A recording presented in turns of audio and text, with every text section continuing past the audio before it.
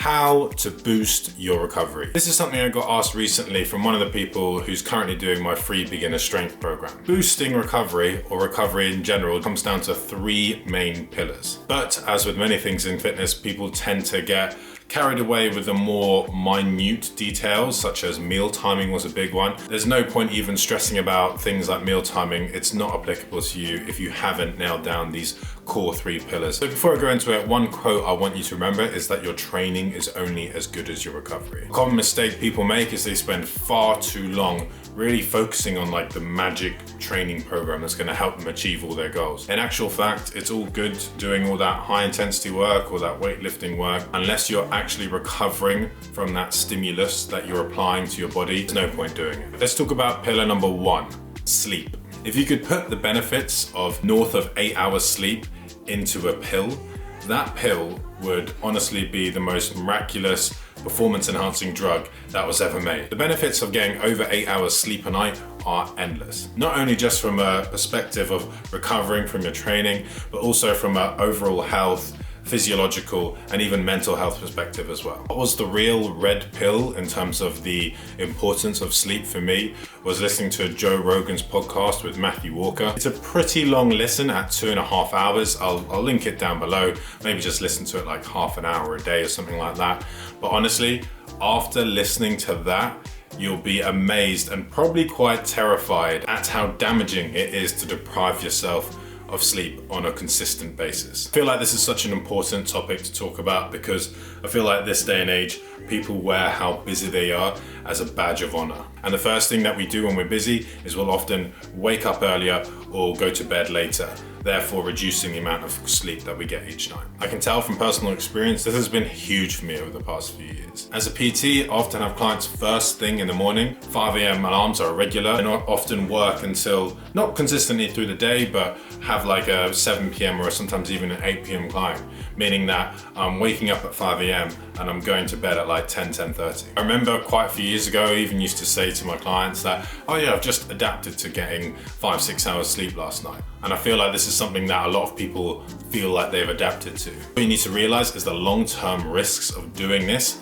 are huge. And this is what really stuck with me about the podcast. Everything that you can imagine, so increased risk of getting cancer, increased risk of heart disease, increased risk of dementia, pretty much every disease that's known to man, you increase your risk of getting by consistently depriving yourself of a good night's sleep. People often look at training and nutrition when it comes to recovery, but priority number one should be getting a good night's sleep. At the time of this recording, we're in lockdown 3, so right now you probably have a little bit more management over your day-to-day than usual in terms of not having to commute to get somewhere to work, for most of you of course. This is a good opportunity to try and build good habits to get to sleep earlier so you can get that minimum of 7.5 hours sleep each night.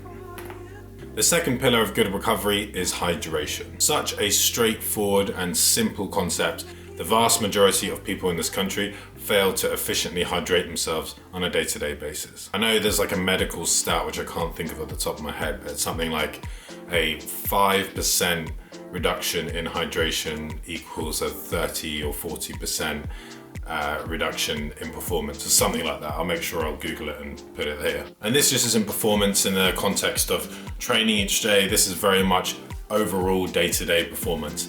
Things like concentration levels, things like your daily energy levels, all these things take such a massive hit when we're not properly hydrated. When we go through that daily brain fog and we start to feel tired, you know, that classic sort of post-lunch 2 to 4 p.m. slump, the first thing that we do in order to give ourselves a bit of a kick up the arse is to chug a big coffee down our throats to liven ourselves up. Whilst I'm a big coffee fan myself, and there's absolutely nothing wrong with having a bit of caffeine, a lot of this comes down to just purely being dehydrated. Most people struggle to get 1.5 liters of water in them each day, which really isn't asking that much. A little pro tip for you is always carry a liter bottle of water with you. From the moment you wake up, if you're working from home, just keep it by your laptop. Just having it there will be a daily reminder, and you'll find that you'll just drink consistently drink more water just out of boredom more than anything else. Be amazed at what this does to your overall mood and energy levels. On days that you're training, double this. So if 1.5 liters is kind of the minimum that you're aiming for in a day-to-day when you're not training, then up that to 3 liters on the day that you are training. Third and final pillar we're going to talk about when boosting your recovery is protein intake. This is one of the key cornerstones to a well-balanced and healthy diet. The vast majority of people in this country do not get enough protein into their daily diet. When we train and we apply that stimulus to our body, that stress, we cause short-term acute damage to our muscles. It is then through rest and recovery and nutrition, specifically from protein, that helps our muscles recover so they can get stronger. You might think you're eating enough protein by having a few eggs in the morning and maybe a chicken breast for dinner. I can tell you now from experience, most people don't even meet half their daily protein amount. This is where supplements such as protein shakes can actually come in really useful. Protein shakes get a lot of stigma within the fitness industry because I feel like people associate protein shakes with big hench bodybuilders in the gym with string vests, but you need to remove the protein shake away from that image. Protein shakes are exactly what they say in the tin. They're a supplement. So using myself as an example, I need to get minimum of 200 grams of protein in my diet a day for my age, height, weight, and size and how much I train. Put this into context, one medium-sized chicken breast is about 25 grams of protein, give or take. For me to hit my protein intake from just whole foods alone, that's a lot of chicken breast I have to eat each day. Now, of course, I'm not just gonna eat chicken breast. There's plenty of different sources of protein I can go from, and I'm gonna try and get the majority of my protein from things like meat, from things like eggs, from things like beans and legumes. If it was easy and affordable to get all my protein source from whole foods, I would, but not only would it be hard work to physically consume all that protein, it would also be pretty expensive as well. Therefore, I aim to get 2/3 to 3/4 of my protein from whole foods and top up the rest from 2 to 3 protein shakes a day. That's exactly how you should approach using protein shake, a supplement. A question I often get asked is, if I'm trying to lose weight, should I be trying to reducing my calories as opposed to adding more calories in through protein shakes? What you need to understand is the more protein we have in our diet,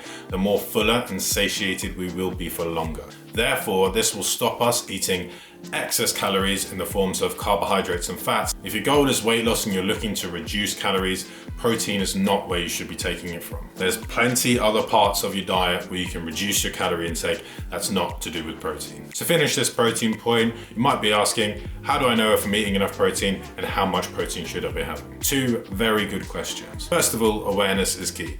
So tracking what you're eating on a day-to-day basis is a really simple, effective way to know, give or take, how much protein and how much overall calories you're consuming. This is a whole nother topic that I'll talk about in another video, but for now, download a free app called MyFitnessPal, start scanning your foods to give you a rough idea, not perfect, of how many calories and how much protein you're consuming. If you want to know how much protein you should be eating and how many calories you should be eating for your goal, whether that be lose weight, build muscle, or maintain, then feel free to drop me a comment and I'll private message you, work out your numbers on the calculator that I use so you know exactly what numbers, how many calories, and how much protein you should be aiming to get each day. So, as I said at the start of the video, most people focus on the more minute details of recovery that really aren't that relevant to them. If you find that you're really struggling to recover from your workouts, ask yourself these 3 questions. Are you getting enough sleep? Are you drinking enough water? Are you eating enough protein? If the answer to any one of those 3 questions is no, then go back to the drawing board, nail those 3 in, and then you can focus more on the specifics. If you found this video useful, then please hit that like button